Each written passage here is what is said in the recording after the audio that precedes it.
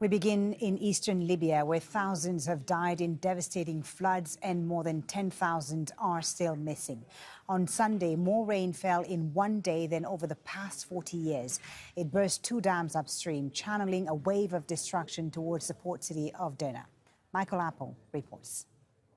A witness to the disaster points to where the flooding that would devastate Derna was unleashed. Two dams holding huge amounts of water burst, sending a wave towards the city. Satellite imagery shows them before the floods. The first dam was 12 kilometers upstream. The second dam was on the city's outskirts. When the dam walls crumbled, almost like a reversed tsunami, the water cut through Derna's neighborhoods, destroying bridges, roads and homes, sweeping residents out to sea as the waves struck the low-lying coastal town. Derna had a population of around 100,000. The human cost of the disaster is still being counted. The death toll is huge. It might reach 2,000 really, but we don't have a definite number right now. Maybe later today or maximum by early morning tomorrow, we'll have definite numbers that will be ready to share. Libya has two governments. The leader of the Eastern Administration in Tobruk says the immediate focus is on emergency response.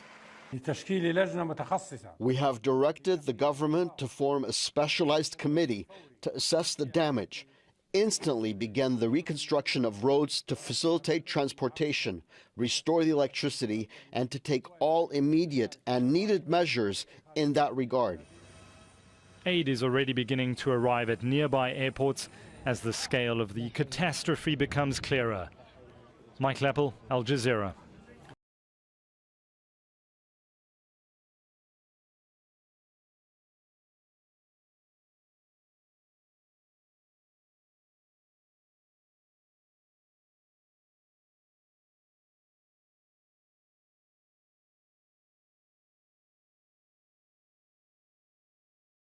Let's now get an update on Storm Daniel from our weather presenter, Kara, and the impact on Libya, Kara, and what's next in the coming days. Well, the good news is that it has weakened dramatically and fallen apart as it moved from Libya into Egypt. But it was a very powerful system with a pretty nasty history that began last week in the southeast of Europe. It caused flooding in Turkey as well as Bulgaria and Greece. Torrential rain, about 6 months worth, fell in 2 days, and that turned villages into lakes.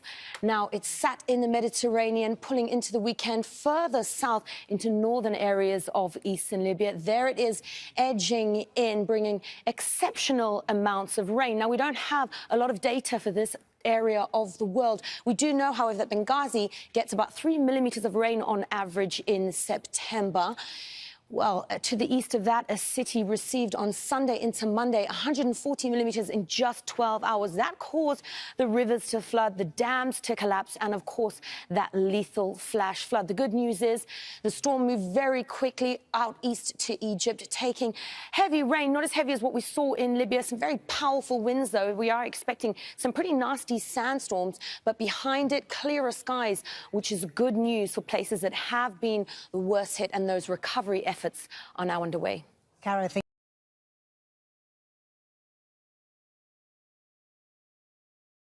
in Istanbul, thank you. All right, an update now on our top story on Al Jazeera this hour and the floods in Libya. We can confirm that the death toll from those devastating floods in eastern Libya has risen significantly. Let's bring in our correspondent, Malik Trainer in Tripoli. Malik, what are the latest figures? Well, according to Issam Abu Zreba, he's the Minister of Interior in the parallel government in eastern Libya. He's now stated that the death toll in the city of Derna has risen to over 5,200. Now, we haven't had, international organizations or the Libyan Red Crescent confirm those numbers. But listen, we spoke to the Libyan Red Crescent earlier, and they told us more than 2,000 confirmed deaths and more than 9,000, nearly 10,000 people registered as missing. So, officials here expect the death toll to be around 10,000. I mean, it just shows the devastation that the city of Derna faced due to Storm Daniel. I mean, Folly, cities like Derna here in Libya are very close-knit communities. So you'll have, a block in a neighborhood that just one family, uncles, cousins, brothers, sisters will all live. I mean, we've heard of stories of families losing 71 families, 70 members. So the situation is dire, it's desperate.